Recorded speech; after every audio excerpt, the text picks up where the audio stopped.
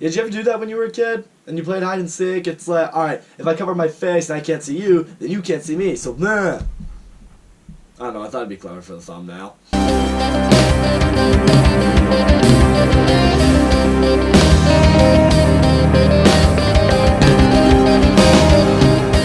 Ready or Not is a horror comedy starring Samara Weaving, directed by a couple people who I've never heard of, and one of whose name I just can't pronounce at all. Matt Bettinelli. Oh, please. I'm sorry. If you see this, I mispronounce your name. I'm genuinely sorry. So I saw the trailer for this movie a few times, and honestly, I was very interested in seeing it. The premise is really interesting. It looks really funny in kind of that fucked up way. I don't know, I got a fucked up sense of humor, so I'm just like, this could be right up my alley. I mean, as far as I'm concerned, it's been a while since we got a legit horror comedy that actually worked. I don't really count Get Out as a horror comedy. I mean, it had comedy in it, but Get Out's more of a horror movie. This movie is absolutely a horror comedy, and it works. So if you've seen the trailer, you know what the premise of this movie is. You have Samara Weaving, she is getting married to this guy, he's part of this very rich family, and there's a tradition in this family. When someone new joins the family, you have to play a game. And the game you play is chosen by this box that has apparently been a part of this tradition for this family, literally forever. The card will tell you what game you're gonna play, and then that's the game you're gonna play. Samara Weaving draws hide and seek, so the family tells her, okay, so you know the rules of hide and seek. You hide, we count to 100, we try to find you. If you can stay hidden until dawn, you win the game. Now Samara Weaving's alright, this seems kind of silly, it seems a little stupid, but you know what? I want to be accepted into my husband's family. If this is what I gotta do, so be it. That's definitely one of the things that I really appreciated with this movie. The movie is very self-aware in what it is. The premise is ridiculous. It's a movie about hide and seek. I mean, it's a deadly game of hide and seek, which I'll get to. But I do love that the movie does address that. I mean, Samara Weaving, the whole time, she's just like, this is dumb. Like, she finds it ridiculous that she has to do this. Her husband tells her, yeah, I know it's stupid, it's dumb, but it means the world to my family. If you went along with it, you'd score major brownie points. The movie knows the premise is insane, and I appreciated that. But then while she's hiding, you realize the true intent that this family does have. One of the maids is part of the game. She's looking for Samara Weaving, and someone mistakes the maid for Samara Weaving, and literally just shoots the maid in the face, just blows half her head off, and yeah, Samara Weaving's just like, what the fuck? Because now you discover that the family is apparently a part of this satanic cult, and part of the reason they are so wealthy and so successful is because one of their ancestors, I guess, made a deal with the devil or something that, hey, if you continue to sacrifice me, people, well then you can continue to live this wealthy lifestyle. But if you don't, I'm gonna kill you all. That's why the family is so frantically searching for her before dawn, because if dawn hits and they don't find her, they're all dead. So basically it's an eat or be eaten kind of movie.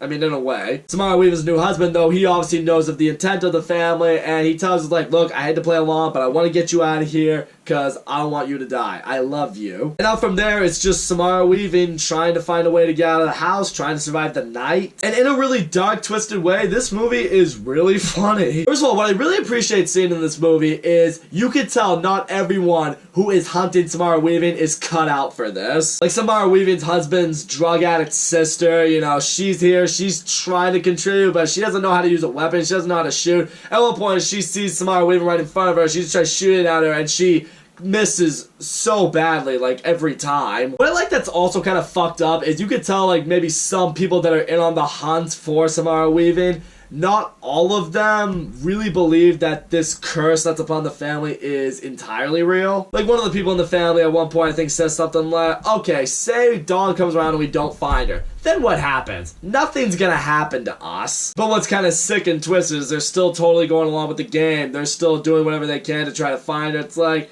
I mean, yeah, I think this is all bullshit, but we'll still kill her. It's like, this family's just full of sick individuals. I obviously want to give credit to Samara Weaving, though. She does a great job in this movie. I really did like seeing the relationship she had with her husband, because in the beginning, the way they talked to each other, you could tell that there was a connection there with them. I really like seeing with Samara Weaving. She's very sarcastic, she's very blunt, she's very quick with what to say. She doesn't really take shit from anybody. She's got that kind of personality that makes you root for her. But what I also like seeing is once she finds out exactly what's going on and why everyone's coming after her, I like seeing just the fear in her, because seeing her, you know, just about to cry, seeing her really afraid for her life, it adds intensity to certain scenes. There's one in particular, she's there in the kitchen, and the butler's there, he doesn't know that she's there, and she knows she makes one little peep that gives herself away, she's dead. My favorite performance of the whole movie, though, Adam Brody, who plays her husband's brother.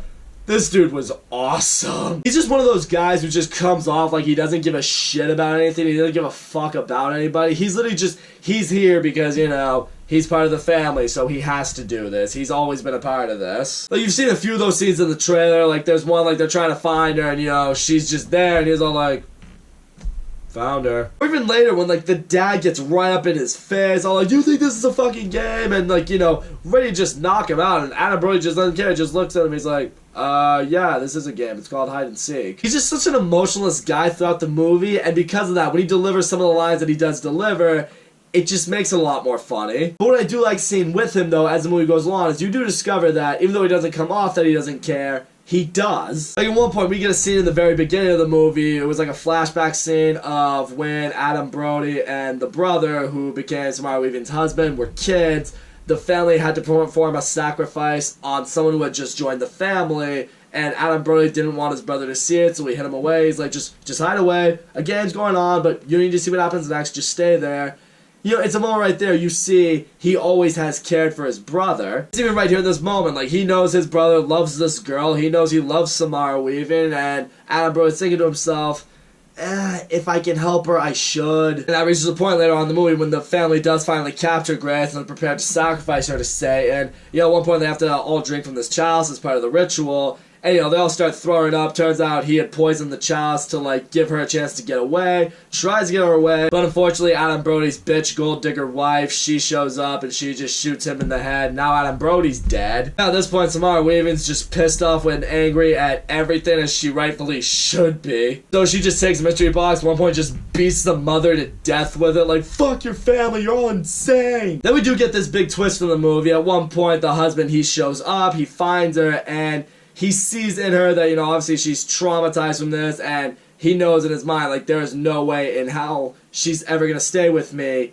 after what just happened. He's probably thinking in his head right now, it's like, if I choose my wife, I lose my family, and she's just gonna leave me afterwards anyway because of what she had to endure. He's like, I can't lose my family, so at this point he decides, you know what, he just takes Samara Weaving, he's like, let's perform the sacrifice and I'll do it myself. But it's right before the family is about to sacrifice her again. Dawn has now broken. The family's like, oh shit, we failed. We couldn't do it in time. And, you know, this ending is, it's pretty awesome. First, the family's just standing there and absolutely nothing's happened, which made them all think like, oh, well, I guess it wasn't real. And we've killed a lot of people in this time.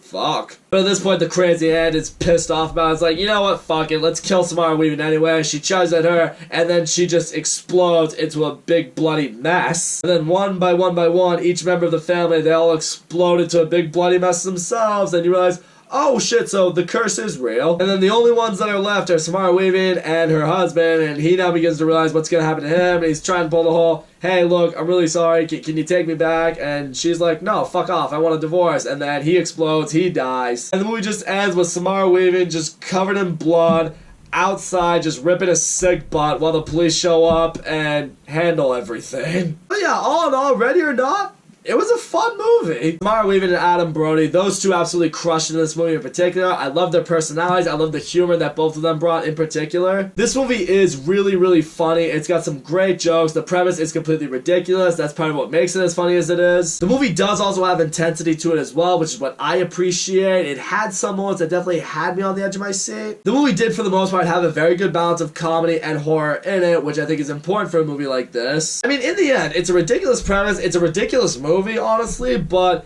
if you go in knowing it's going to be like that, you'll walk out having fun with it. This should definitely be a blueprint for directors and how to do a comedy horror in the future. So that's all I gotta say, guys. Thank you so much for watching my video. Don't forget to leave a comment, like, subscribe, and I will see you all next time.